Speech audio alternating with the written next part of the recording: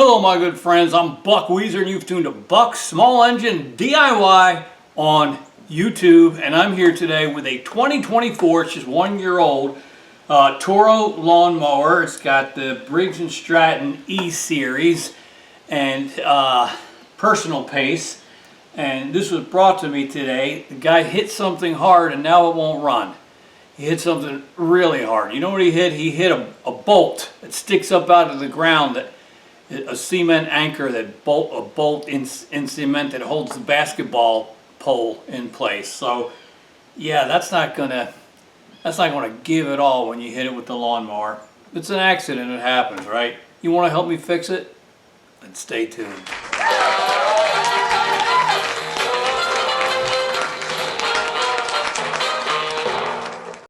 One of the things I notice here is it's really dirty up here on the front. I mean, to be in its second season of mowing, well, look at all this. This is built up dirt and grease, and it's making me think that maybe there's too much oil in this thing and it's leaking out somewhere. You know, and I think that's a danger with this Briggs & Stratton Promise. You don't have to change the oil, you just check and add. People keep adding and adding, and they're working with too much. So yeah, that's overfilled. Well, we can resolve that pretty good, but the main issue today is we hit something hard and now it will not start. You pull the rope and you hear some clanging. I don't think that's from inside the engine. I think that's the blade underneath. Let's put it up on its side a little bit and peek under there. All right, you see what I see? The blade and the blade adapter are all cattywampus and now bent up. And over here it's hitting. Yeah, so this is severely bent. It's probably going to need a new blade. Maybe new blade adapter. I don't know. Let's see if we can take it off with my little impact here. Oh, 5/8 bolt.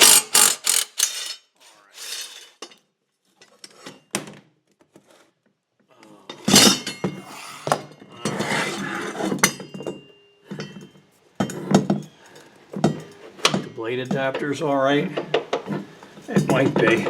Hopefully the crankshaft isn't bent, and because that's a pain. But blades and blade adapters are easier to come by, I think. So I'll set this down. We'll take a closer look. Oh. Yeah, so that blade's good and bent. You see that? Alright, so that's okay. That's easy enough to replace. And I'd say this is our place of impact right here, because that's pretty mangled there. Now it could have been here. I'm not even sure. This is also bent. I may be able with a hammer get this back into shape. Or if not, we can replace that as well. So I guess I'll have to order those parts.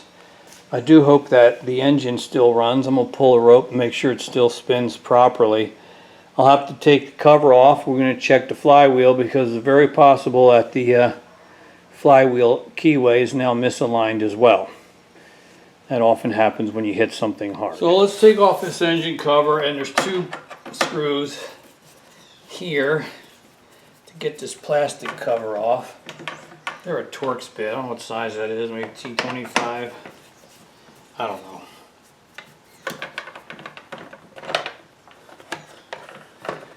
And then it clips, it's a plastic clip on here somehow. So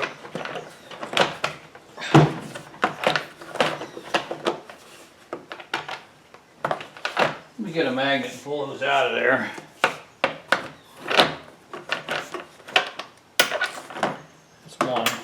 Otherwise I'll lose them. And then, like I said, it clips under here somehow. There we go. There's the clip. Alright, next we got to take off this recoil assembly, which looks like 1, 2, 3 8mm screws. 1,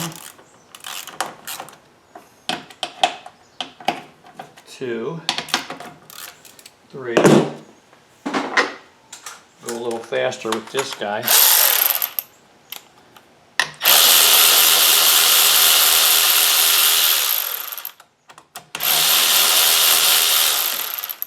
You know, it's funny because what bothers me most about this 1-year-old motor is not the accidental hitting of something hard, but all that nasty grease built up on the front.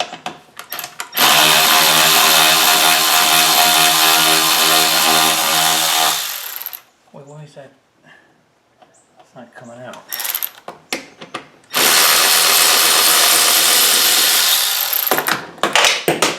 I'm okay. Yeah, that grease, because it's too much oil in it.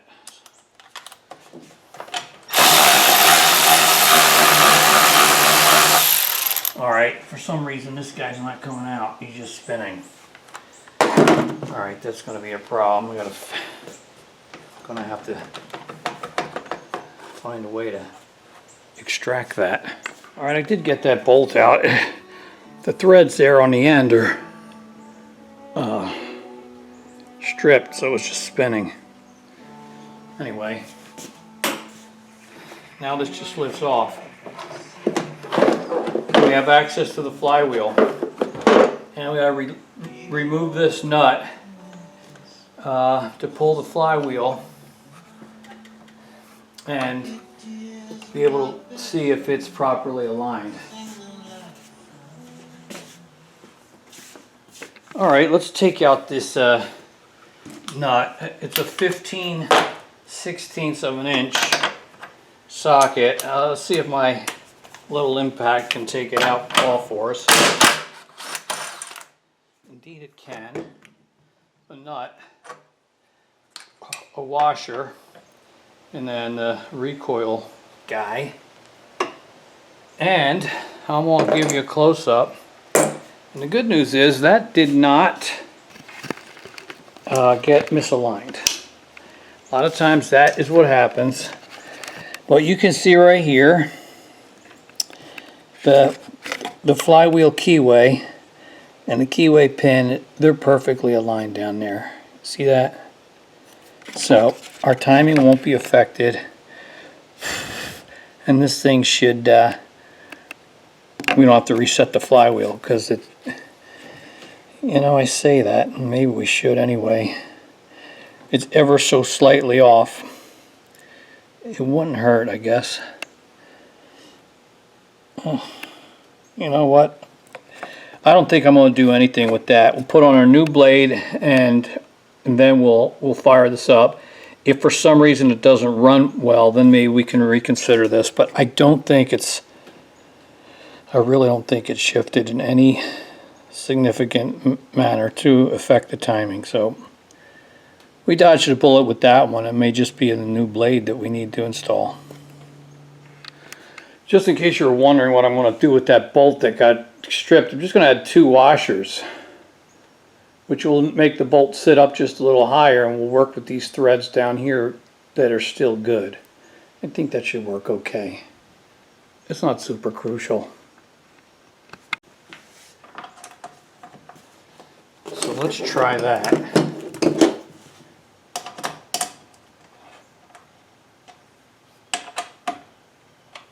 Yeah, that's okay.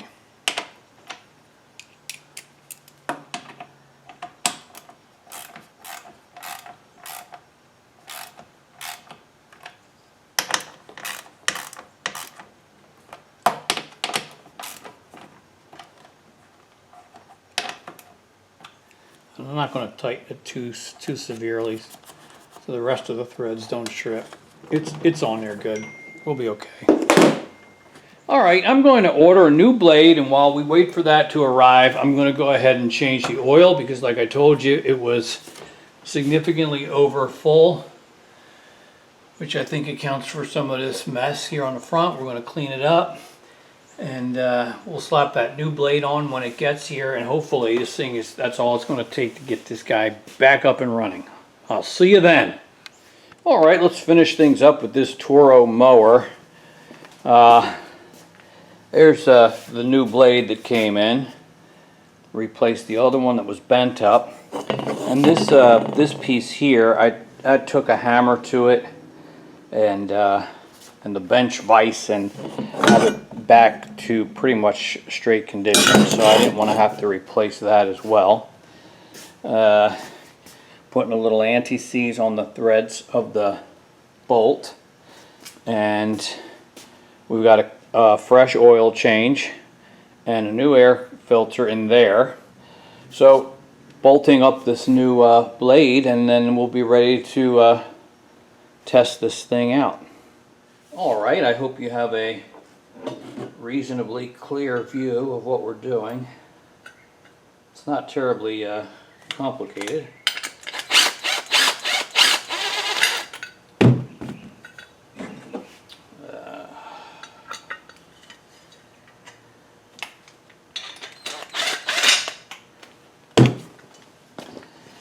So here's our assembly, blade adapter.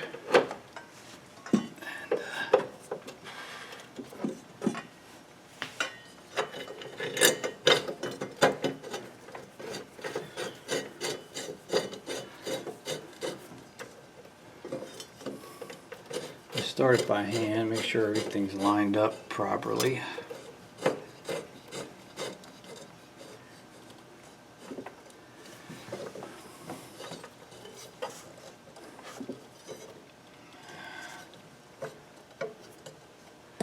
And then we use the impact.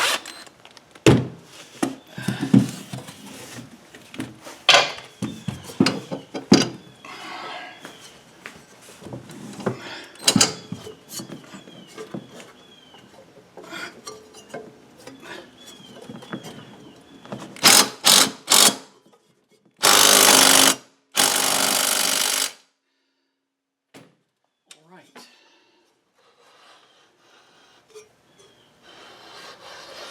No more rubbing or banging, everything looks good and tight, and we're ready to go. Okay, well, it's wet today, so I'm not going to take it out in the grass. We're just going to start it up here on the driveway, make sure it starts okay, sounds okay, runs decent, and that's it. Here we go. Personal pace, automatic choke, string.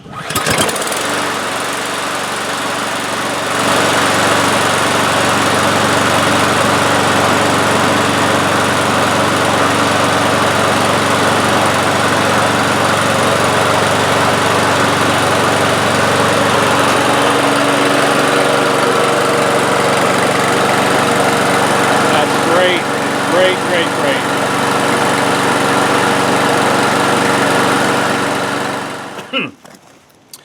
Well, we dodged a bullet with this one, didn't we? It's rare that you hit something that hard and don't suffer any other damage beyond just a bent blade. That was easy to replace.